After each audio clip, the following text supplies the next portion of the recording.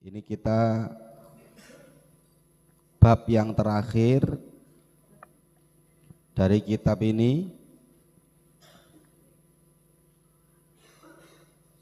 khataman sebelum ganti kitab. Ini kita di bab yang terakhir, bab yang ketujuh, yaitu tentang pokok atau dasar-dasar jalan tasawuf. Ini tolong maju, maju aja, jangan dikosongi depannya. Pokok-pokok atau dasar-dasar orang yang ada di jalan tasawuf. Tasawuf itu artinya jalan untuk membersihkan hati. Orang kalau pengen bersih hatinya, orang kalau pengen makrifat kepada Allah Subhanahu wa ta'ala, maka harus masuk dalam dunia sufi atau dunia tasawuf. Pokok-pokok dasar dalam dunia tasawuf ini wahiyya khamsatun, taqwallah fi sirri wal alaniyah. Kata Mbah Yai Hasyim Asy'ari. Ini diakui oleh banyak ulama. Para ulama mengatakan orang kalau pengen makrifat kepada Allah, orang kalau pengen dekat dengan Allah, orang kalau pengen selamat di dunia dan di akhirat, maka kunci dasarnya ada 5. Insyaallah kunci dasar dalam ilmu apa? Tasawuf. Ini penting ini. Opo arek kan bilang, anak-anak kan biasa bilang gini toh, tasawuf. Ada anak santri bajunya jelek, tasawuf.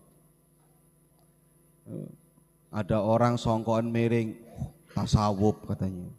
Songkok miring tidak ada hubungannya dengan tasawuf. Ada santri bajunya jelek, compang-camping, katanya dibilang tasawuf. Bukan tasawuf itu, tasrawuf.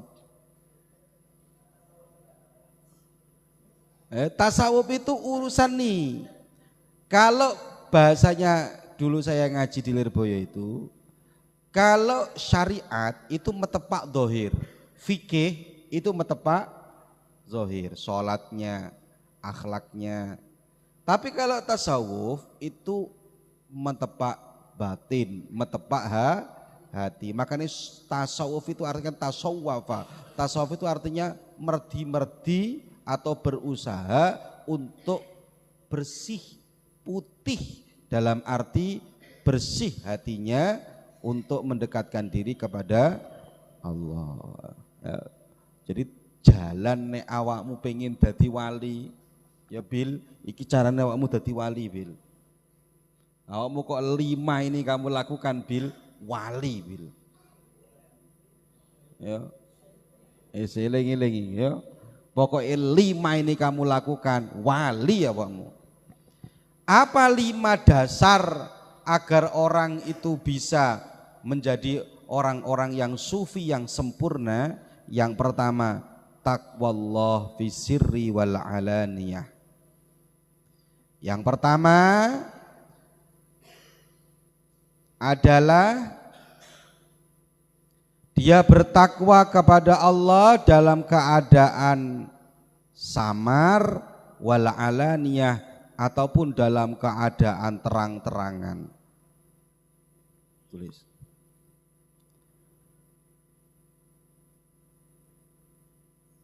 Itu lanjutannya di bawahnya ya.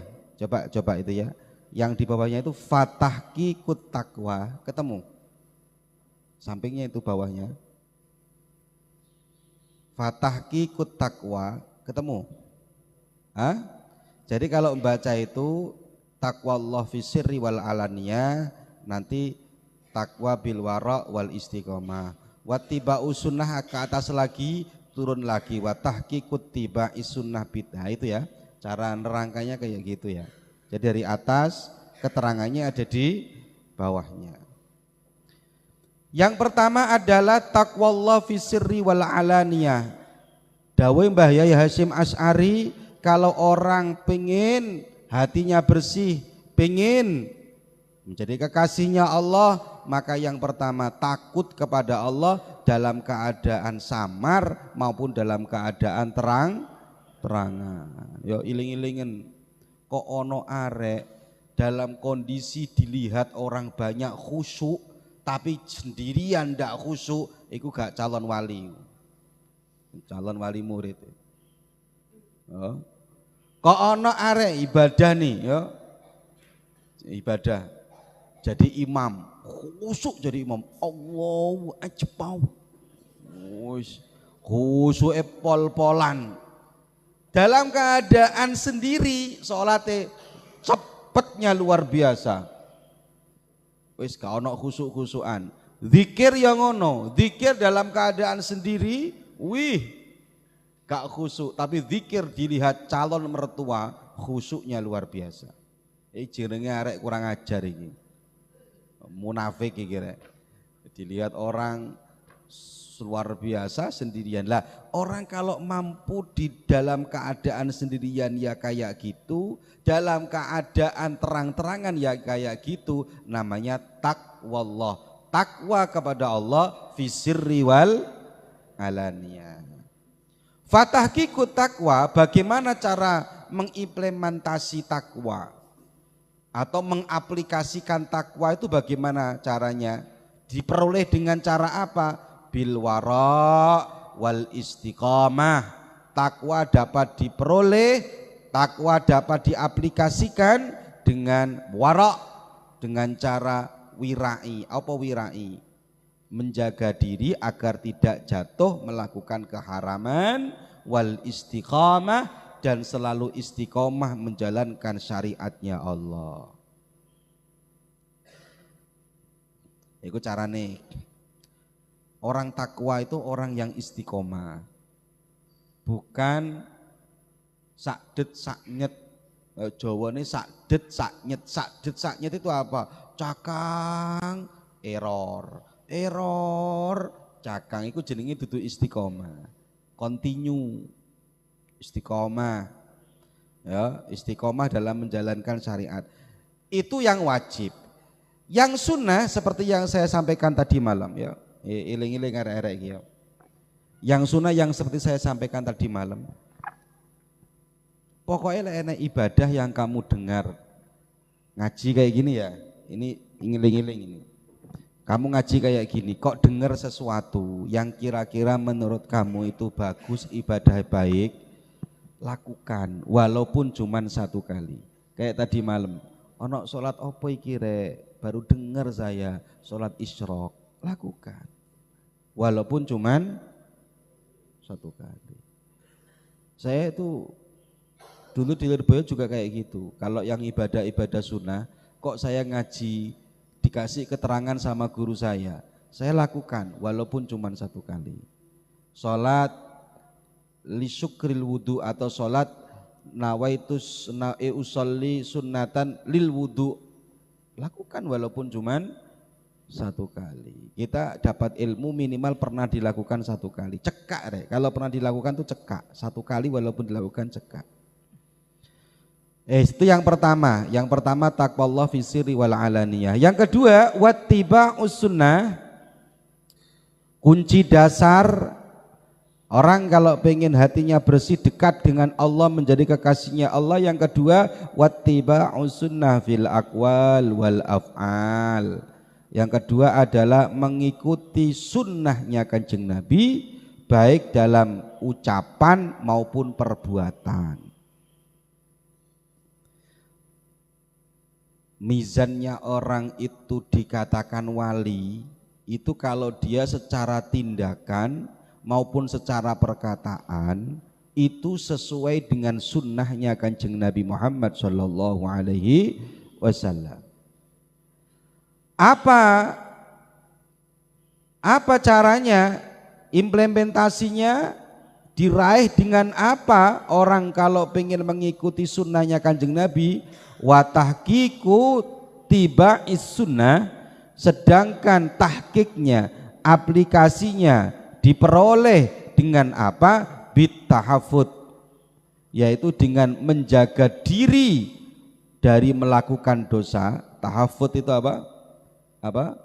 Menjaga diri dari melakukan dosa. Tulisan sobat nulis ya, Rizky nulis ya. Tahafud itu menjaga diri untuk tidak melakukan dosa, itu bukti bahwa dia mengikuti sunnahnya Kanjeng Nabi. Dibuktikan dengan apa orang mengikuti sunnahnya Kanjeng Nabi? Ya dia dibuktikan dengan menjaga diri tidak mengikuti sunnahnya Kanjeng Nabi. Yang kedua, wa husnil khuluq, yaitu akhlak yang baik.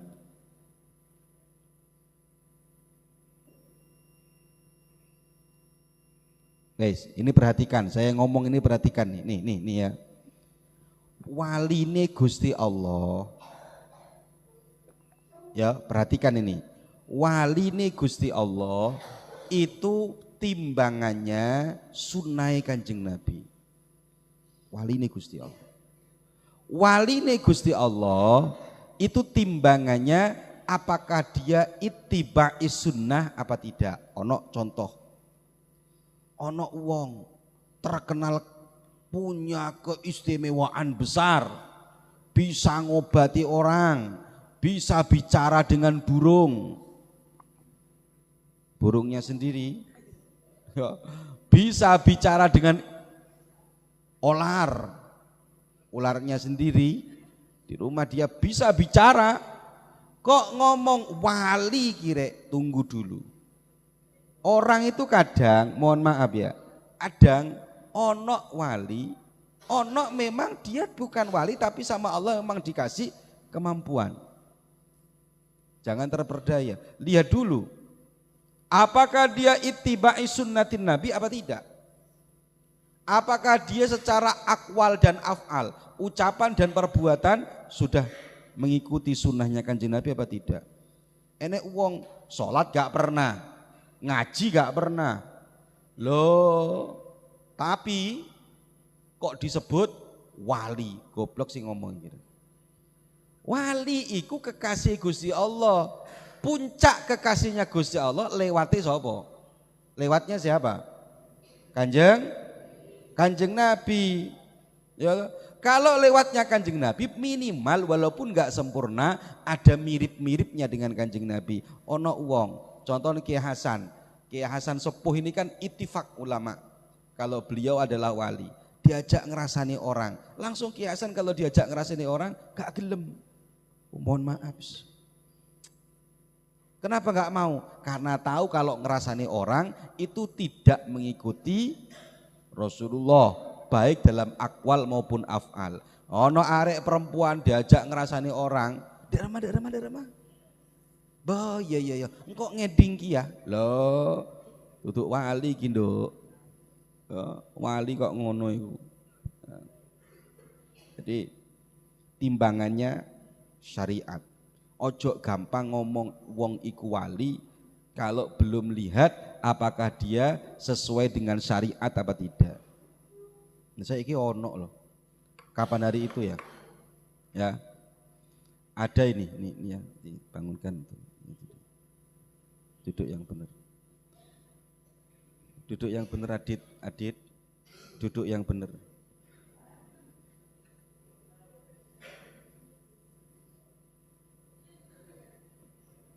Suatu hari ada salah satu ulama, kalau enggak salah Imam Ghazali. Imam Ghazali itu suatu hari mau berguru ke orang itu terkenal wali. Orang itu terkenal wali. Iki Imam Ghazali. Jadi kita ini kalau pengen menilai orang itu hebat, wali apa tidak, patokannya ini, ittiba'i sunnah, ikut Kanjeng Nabi apa tidak. Kok ono wali ngomong gini, murid-murid saya, kalian semua sudah saya anggap bersih dan wali semua, maka detik hari ini kalian sudah los, ndak usah sholat, aku yang nanggung. Wali opo iki rek? Ya, kok ono wali ngene. Rusak kalau kayak gini ya. Gak ada kayak gini. Imam Ghazali itu suatu hari, ini tak kasih tahu, Imam Ghazali suatu hari mau berguru ke orang yang orang ini terkenal wali. Lah kok pas sholat Imam Ghazali ngerti dia itu waktu itu amit. Orang kalau keraan tahu ngerti ya, keluar dahak itu.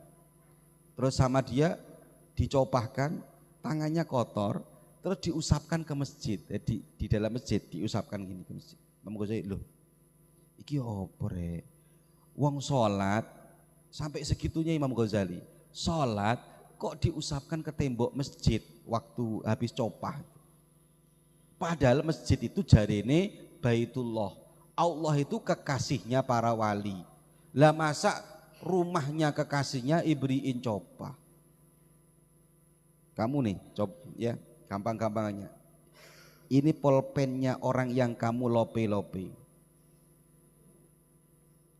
Kamu tahu pulpennya tok, itu kan sudah sengak lo.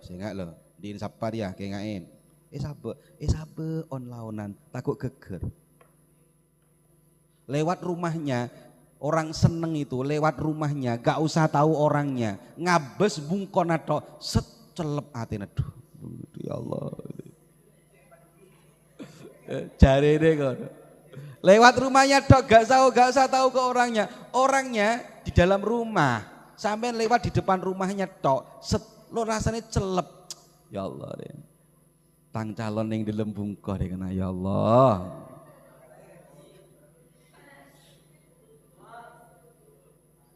Nih, betul.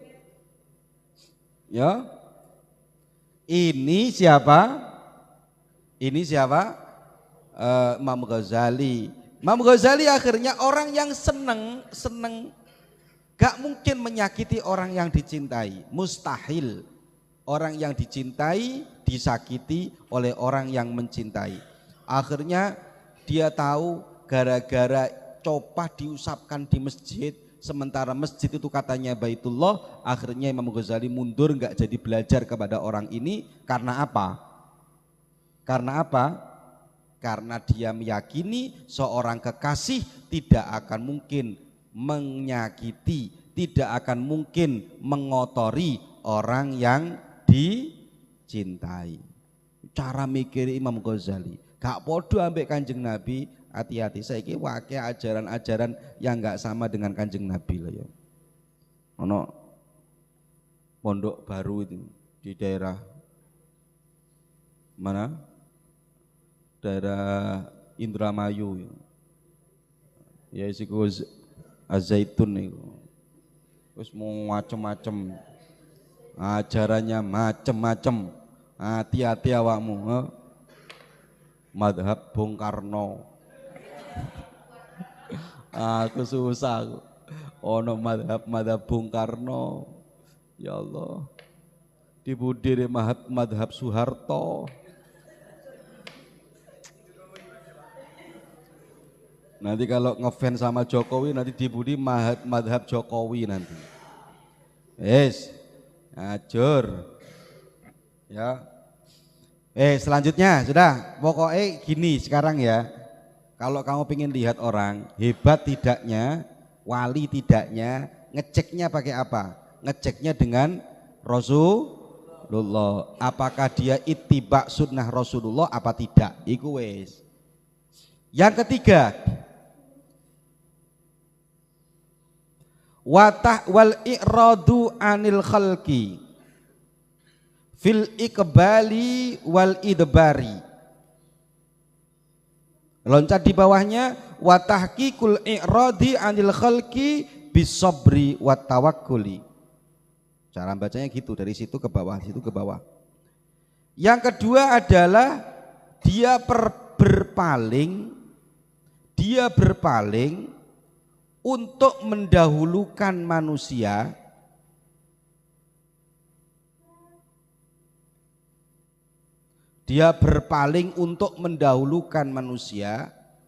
anil iqbali, baik posisinya di depan ataupun di belakang, depan ataupun belakang. Maksudnya gimana?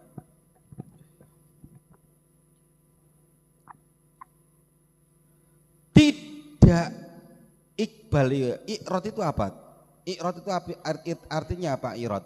Iqrad itu artinya dia tidak mencari perhatian manusia.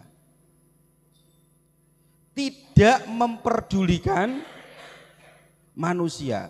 Iqbal maksudnya dalam segi penghormatan, idbar artinya dijauhi manusia. Jadi dia itu tidak mementingkan omongan manusia, yang penting di hadapan Allah. Iku wali temen iku. Enek arek seumpama Rahul dicaci, Rahul dimaki, Rahul dipuji, itu rasanya bagi Rahul sama saja. Hul, gimana rasanya kamu dicaci Hul? Tak ngefek. Dipuji, tak ngefek. Berarti dia namanya iqrad anil khalqi. Wah, hebat ya. Gimana rasanya dicaci, gimana rasanya dimaki, di iqbal ataupun di idbar, gak ngefek. Raul kok ngomong engkau ada tak penting iya bes manusia, engkau sih penting iya bes mi pangeran. Wes Rahul temen iki. Yo. Ini ngawakmu Hul, paham ya Hul? Caranya ngono. Wa tahqiqul i'rad anil khalqi, bagaimana dia mengimplementasikan atau mengaplikasikan agar orang itu i'rad tidak mementingkan manusia, maka bisabri wa tawakkuli, yaitu dengan sabar dan tawakal. Guys, gini rungokno. Kalau orang dicaci orang lain, dicaci oleh teman, dicaci oleh tretan, dicaci oleh tetangga, besok kamu kan akan hidup bertetangga dengan orang banyak. Bisabri, sabar. Kalau ada orang dipuji oleh orang lain, hebat katanya, ngalim katanya, pinter katanya, semua dia punya, tawakal kepada Allah, pasran kepada Allah. Jangan terus besar kepala, langsung cetak raja. Oh. Ini biasanya yang gak gampang, yang mampu gampang dipuji, cetak raja bini kana. Bini itu nduk, ini gak munduk. Kelemahannya perempuan tuh ketika dia mendapatkan pujian. Kalau laki-laki enggak. Laki-laki itu walaupun dipuji gampang dilupakan. Kalau laki-laki itu kadang-kadang rodok matre. Tapi kalau perempuan kadang-kadang dipuji, ikut langsung wis, cetaknya langsung raja.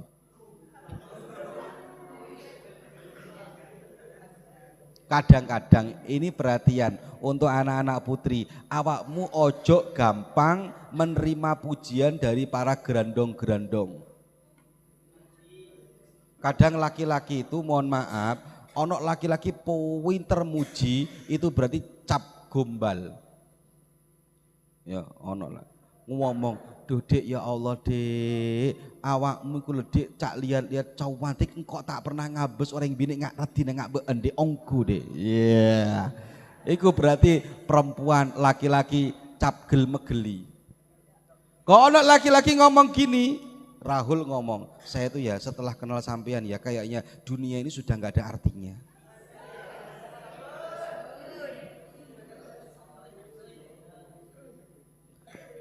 Ya, hati-hati, laki-laki yang biasa ngomong kayak gitu tuh laki-laki sing biasane, ya, biasanya kakian ngomong itu biasanya laki-laki yang cap gerandong. Hati-hati, ya. Tapi kalau ada orang sudah dekat dengan Allah, dia mampu memposisikan dirinya iqrad anil khalqi, gak ngaruh, gak ngaruh. Diiqbal, dipuji orang, gak ngaruh. Dicaci orang, gak ngaruh. Dicaci orang, sabar. Dapat rezeki, alhamdulillah. Diambil rezekinya orang, tawakal. Oh, ono Gusti Allah kok. Makanya rezeki ku ono sing ngatur. Ya toh? Gusti Allah iku gak duum kelakuan, king duum rezeki. Makanya ada orang yang tidak punya kerjaan, rezekinya lancar. Ya ono, makanya rezeki gak jelas pisan, kelakuannya gak jelas. Tadi malam itu ditanya, ada orang, Gus Dewa kok tipi menitanya kelakuan apa? Tak tahu. Wah, kalau bapaknya Nabil ini jelas, bapaknya Nabil kerjanya apa? Petani internasional, jelas. Bapaknya Rahul kerjaannya apa? Oh, bapaknya Rahul kan jelas pilot. Jelas. Jelas, pilot jelas. Jelas. Oh, ya, jelas lah. Enggak ruwet. Kerjaan jelas. Lah iku. Kerjaan itu kalau jelas, ya ono kerjaan sehingga lah urusan punya kerja tidak itu urusan Gusti Allah, ya gak penting, yang penting rezekinya dikasih lancar. Wes i'rad anil khalqi, makanya ojo ngejar dunia. Jadi dunia itu pernah dikasih tahu oleh Gusti Allah, ya dunya, wahai dunya, kamu berkhadamlah kepada orang yang berkhadam kepadaku. Mengabdilah orang kepada orang yang orang itu mengabdi kepadaku. Jadi nek wong ngejar dunia, dunia itu ibarat ini jadi guru kurek. Jadi guru ibarat dunia itu ibarat ayang-ayang. Apa ayang-ayang ya? Kalau kamu kena panas ono ayang-ayang iku lho. Madurane jeng bajengan. Ayang-ayang itu bayang-bayangnya manusia. Kamu kejar, dia lari. Ayo sahabat sing ngejar jeng bojongan, gan mate tak kira keneng. Oh jeng bojongan, kejar. Bayang-bayang kejar, gak bisa. Tapi kalau kamu diam, bayang-bayang juga diam. Oh, menang kamu? Iya menang. Kamu kejar, lari lagi. Makanya cara gampang mengejar dunia itu dengan cara tidak mengejarnya agar dia mengejar kita. Ngono loh sih Isam. Jadi jangan terlalu dikejar agar dia mengejar. Dunia ojo terlalu dikejar teman-teman. Sak cukupe, wis cukup, ya. Iku carane. Dunia itu seperti apa? Bayang, dikejar dia lari, gak dikejar dia tetap diam. Iku dunia. Makanya sing apik ya tadi itu i'rad anil khalqi. Terus kemarin saya kasih tahu tuh sama kamu ya, ojo bangga dekat dengan makhluk ini. Ojo, wis biasa. Yang bangga itu kalau dekat dengan ngono loh ya. I'rad anil khalqi, tasawuf temen ini ya. Yang ke berapa ini? 4, waridho anillahi ta'ala fil qalil wal kasir. Maksudnya bagaimana? Dia ridho kepada Allah, pemberian Allah, baik sedikit ataupun banyak. Wa tahqiqur ridho, sedangkan implementasi dari ridho adalah bil qanaah, dengan sifat nerima, wa tahfid, dan berserah diri kepada Allah Subhanahu wa taala, dipasrahno kabeh ning Gusti Allah. Dan sifat apa? Qanaah. Apa qanaah? Nerima. Apa nerima? Oh, dikei Gusti Allah banyak, yo alhamdulillah. Dikei Gusti Allah sedikit, yo alhamdulillah. Sing penting halal. Induk, tak kasih tahu munduk ya. Ulama zaman perempuan zaman dulu itu kalau suaminya mau bekerja, itu suaminya dipanggil, dibisiki dulu. Itu yang membuat suaminya akan terngiang-ngiang sepanjang masa ketika dia kerja. Suaminya mau kerja, mau kemana sampean mas? Mau kerja, dekat apa jauh? Dekat, bisiki. Apalagi jauh, mau kerja di mana mas? Mau kerja di Surabaya. Berapa hari mas? Seminggu dek. Kalau sudah dapat seminggu nanti saya pulang, uangnya aku kasihkan sampean. Ya wis mas, lungguh sih. Sampean kalau suaminya besok kok punya suami kayak gitu, pegang tangannya. langsung ngomong, bisiki di telinganya, Mas, ingat ya Mas, aku menunggumu di rumah. Sekali-kali ngomong tok kotok neng kuping ah. Dan ingat Mas, sampean kerja yang baik, cari yang halal, jangan cari yang haram.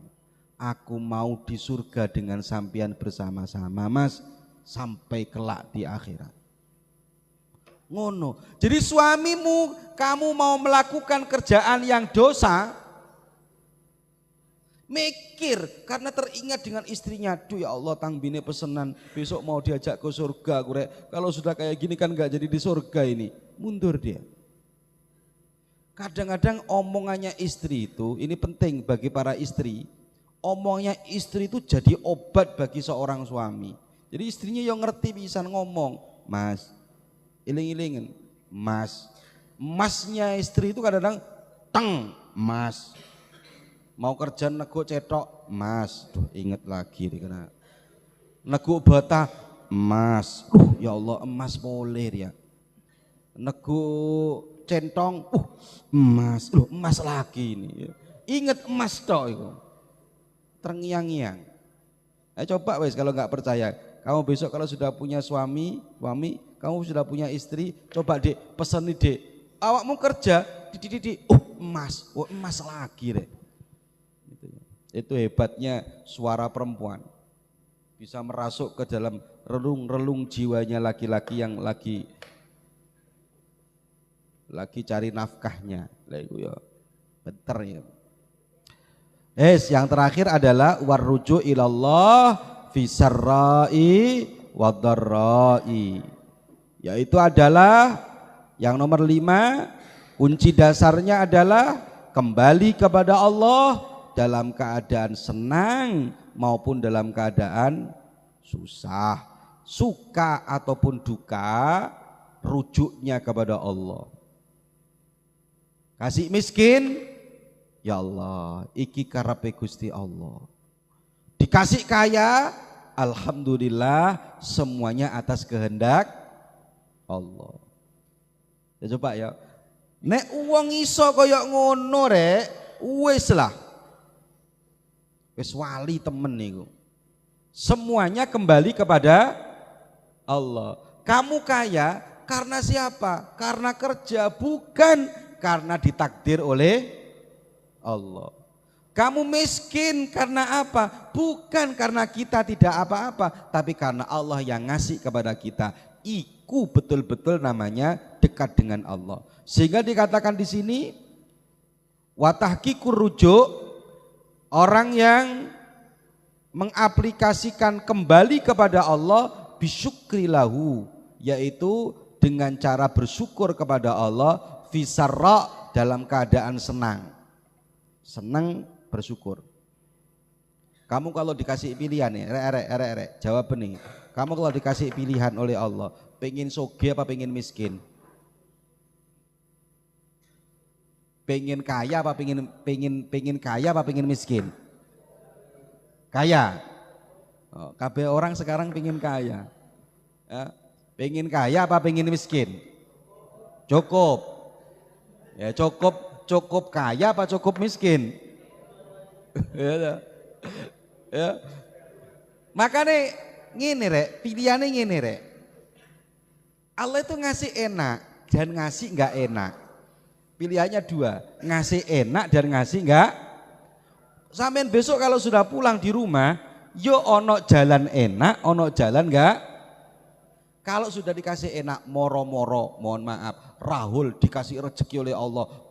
Seumpama Rahul jualan OD-OD sehari untung 5 juta. Ya OD-OD.